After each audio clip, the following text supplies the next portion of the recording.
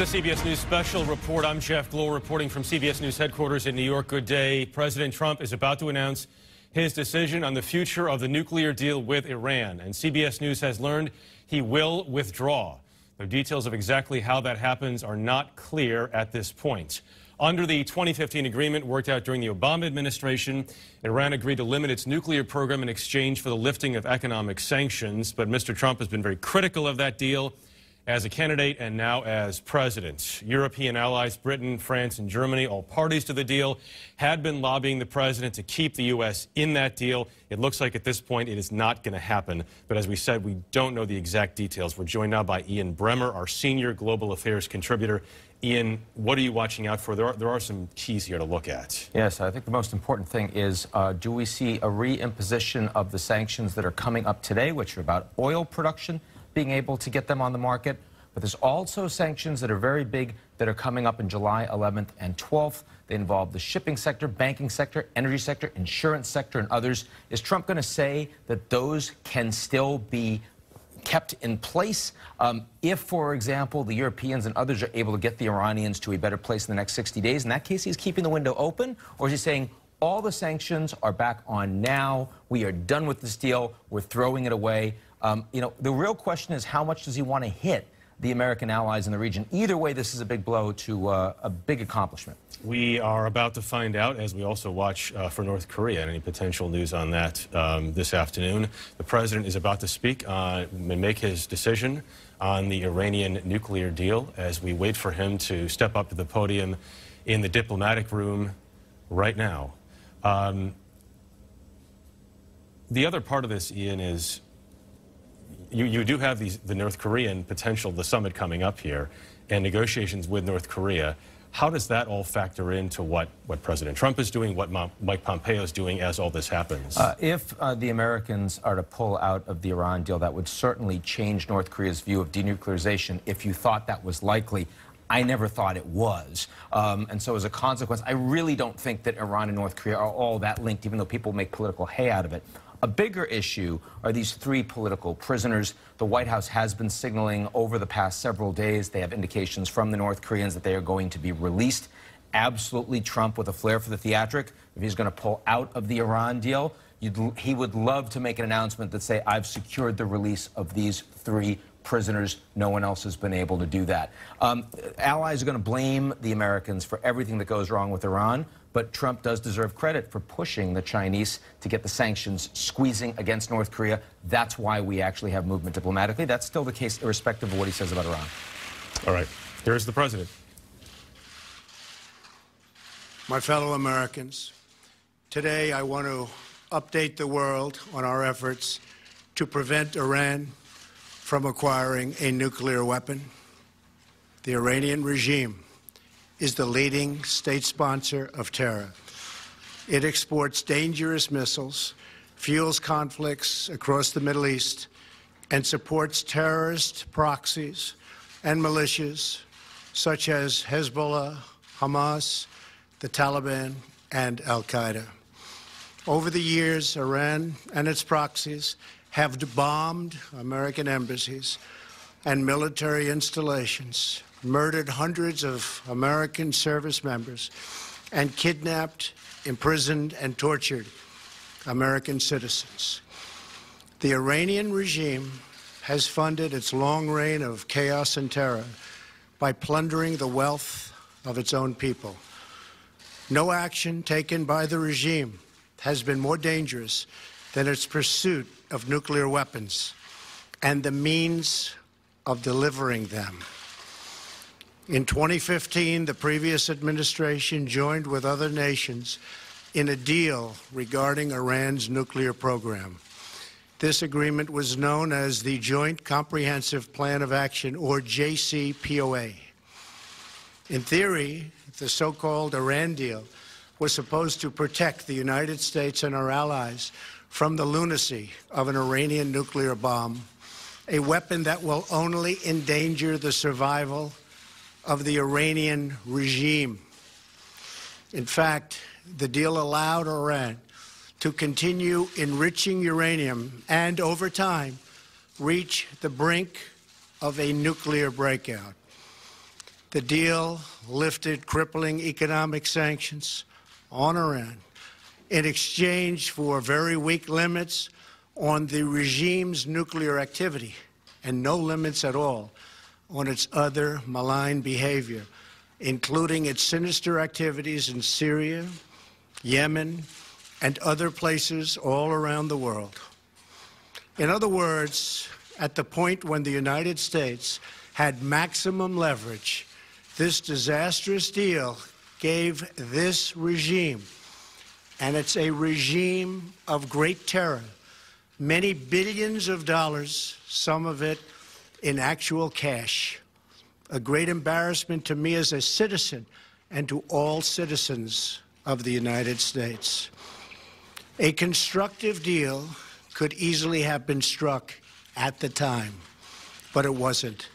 At the heart of the Iran deal was a giant fiction that a murderous regime desired only a peaceful nuclear energy program. Today, we have definitive proof that this Iranian promise was a lie. Last week, Israel published intelligence documents, long concealed by Iran, conclusively showing the Iranian regime and its history of pursuing nuclear weapons. The fact is, this was a horrible, one-sided deal that should have never, ever been made. It didn't bring calm, it didn't bring peace, and it never will. In the years since the deal was reached, Iran's military budget has grown by almost 40%, while its economy is doing very badly. After the sanctions were lifted, the dictatorship used its new funds to build nuclear-capable missiles, support terrorism, and cause havoc throughout the Middle East and beyond.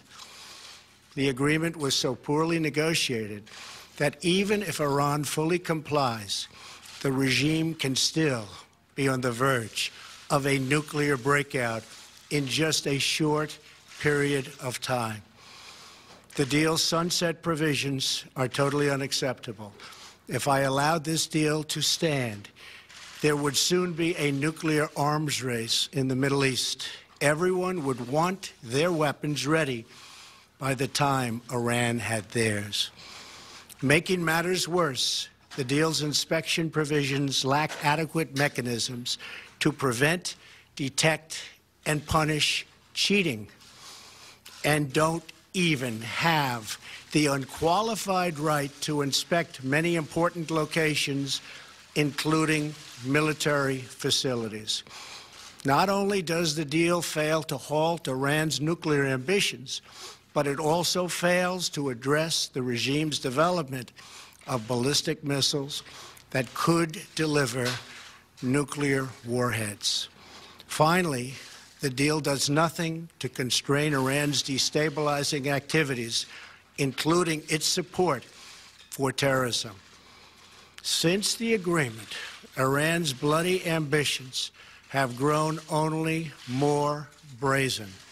In light of these glaring flaws, I announced last October that the Iran deal must either be renegotiated or terminated. 3 months later, on January 12th, I repeated these conditions. I made clear that if the deal could not be fixed, the United States would no longer be a party to the agreement. Over the past few months, we have engaged extensively with our allies and partners around the world, including France, Germany, and the United Kingdom. We have also consulted with our friends from across the Middle East.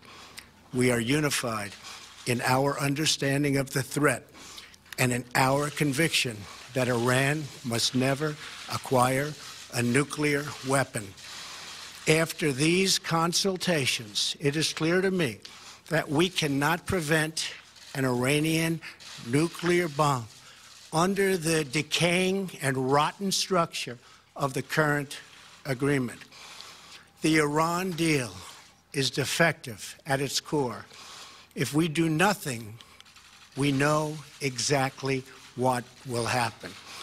In just a short period of time, the world's leading state sponsor of terror will be on the cusp of acquiring the world's most dangerous weapons.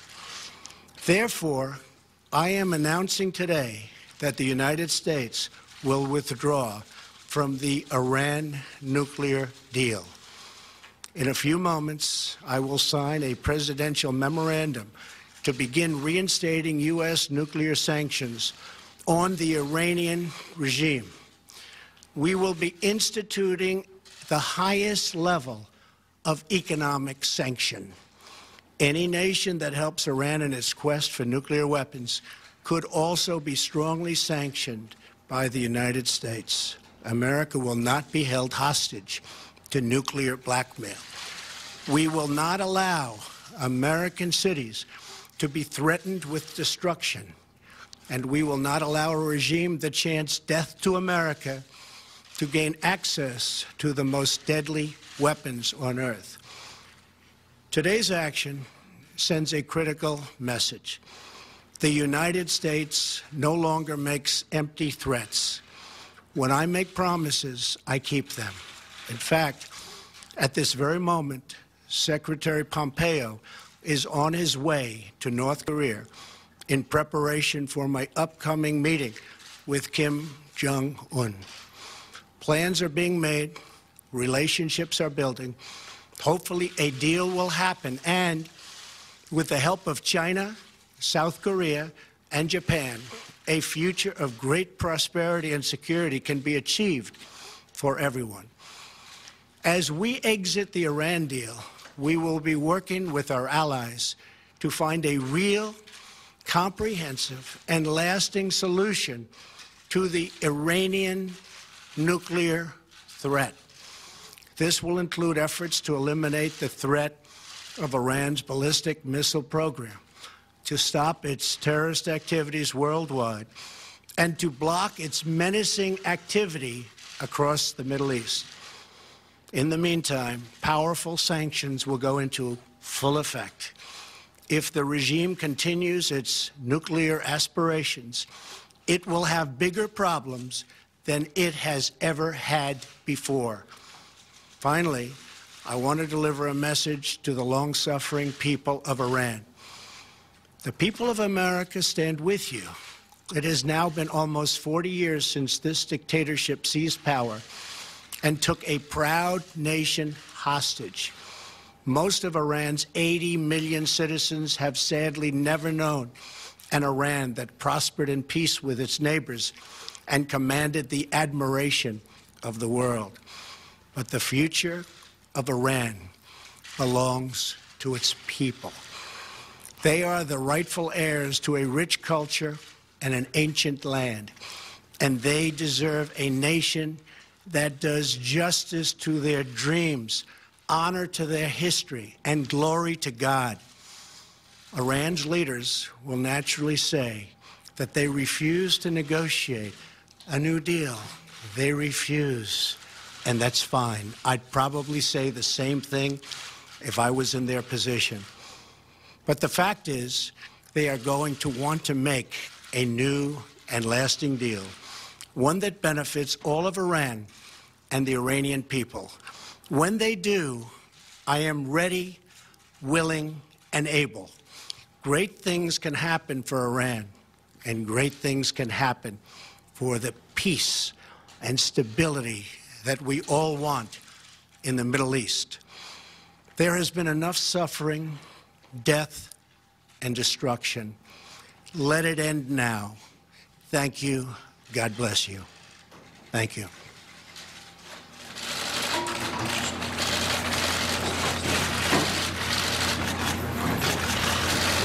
All right, so what you're watching now is President Trump about to sign what he just discussed, and that is the U.S. withdrawing from the Iran nuclear deal. We will still wait to get full details. He did discuss there some new sanctions, potentially. There were a lot of questions about whether this was a reimposition of all sanctions or not. It sounded like that's what this is, if we're listening, but again, we'll wait for more details. As we speak to Liz Palmer, and as we watch the president, Liz just landed in Tehran. She has been to Iran many times. Liz, talk about the reaction there and worldwide. Well, I'm still at the airport, and I can see people scrolling through their phones. They're clearly glued, as we are, to this announcement. It will come as a devastating blow to the Iranians. Liz, hold on one second. My apologies. The president is speaking again. Let's listen in. We think relationships are building with North Korea. We'll see how it all works out. Maybe it will, maybe it won't. But it can be a great thing for North Korea, South Korea, Japan, and the entire world. We hope it all works out. Thank you very much. Are the Americans being free? Are the Americans being free? All right. We'll all soon be finding out. We will soon be finding out. It would be a great thing if they are. We'll soon be finding out. Thank you very much. The president there was addressing the North Koreans that are being held in North Korea and whether they'll be released soon. He said, well, all the Americans being held, we'll all find out very soon. He did just say that Secretary of State Pompeo, newly installed, is on his way to North Korea to prep for the summit with Kim Jong-un. Liz, back to you with apologies. You're at the airport, just landed in Tehran. Again, bring us up to speed. Yes, well, I'm watching people glued to their phones. In fact, the whole country tonight will be in front of a screen of some kind, watching very anxiously. This is a great blow to the Iranian government, particularly the moderate government of Hassan Rouhani, the president of Iran. He's going to speak in just a few minutes. It's been hard to read the tea leaves. The Iranians have been playing their cards close to their chest, waiting to see what President Trump would say. But the smoke signals are that they are hoping that the deal will continue to stick together. So Russia, France, Germany, China, and Britain will all stay in solidarity with Iran and try and make it work. However, the United States has a great big cudgel, and that is those sanctions that President Trump talked about. If he reinstitutes the biggest sanction, which essentially prevents Iran from selling its oil to big customers around the world, it will deal a crippling blow to this economy, and it will also make it very hard for the Europeans who want to continue to do business in Iran to carry on. So the devil's in the details. We're going to have to find out, I hope soon, what sanctions are going to snap back. And, of course, when President Rouhani speaks in the next few minutes, I'll come back to you and the newsroom, Jeff, and tell you exactly what he says. All right, Liz, thank you so much. We're going to go back to our senior global affairs contributor, Ian Bremmer, now. So you talked about some of the nuance of this before the president spoke. What did you make of what he said as we wait for more details, Ian? Yeah, it sounded like this is a full withdrawal and that all sanctions get reinstated. He did not provide that actual detail. It's very interesting the way he talked about American allies. He said that we are all united in terms of the threat that we see from an Iranian nuclear program, nuclear weapons. But of course, what he didn't say is that every major American ally outside of Israel and Saudi Arabia do not want the United States to withdraw from the deal. Boris Johnson, the British Foreign Secretary, said quite loudly there is no plan B. Macron and Merkel both strongly made that case when they came to the United States. It was the single top priority when they spoke with President Trump. Trump gave them nothing in return. And I do believe that from their perspective, this is certainly the single biggest foreign policy mistake that President Trump will have made since he was elected president. So then from where we are right now, what's next? You know, the fact is that the United States does have military options against Iran if they were to start rebuilding a nuclear weapons program, as the Israeli prime minister did show that they were engaged in before the deal and they were lying about. I think that the United States will start making some of that clear. We've seen announcements just over the course of the past few moments that the Israelis have announced concern in the Golan Heights. They see irregular activities from the Iranians. We easily are seeing military escalation between Iran and Israel. The Israelis have engaged in several strikes against Iranian forces in Syria. The Iranians have done nothing. The willingness of them to respond now is going to escalate. But the biggest problem is that the Iranian hardliners now have the upper hand. They've been skeptical of the nature of this deal, and they've been saying these guys aren't implementing. Now the Americans have ripped it up. the hardliners in Iran are going to be stronger, harder to engage with Europeans. All right, Ian, good to have you here. As President Trump makes this announcement this afternoon, we will have much more on all of this on your local news on the CBS station, on our 24-hour streaming news service, CBSN, and right here tonight on the CBS Evening News. Until then, I'm Jeff Glor, CBS News in New York. For news 24 hours a day, go to CBSNews.com.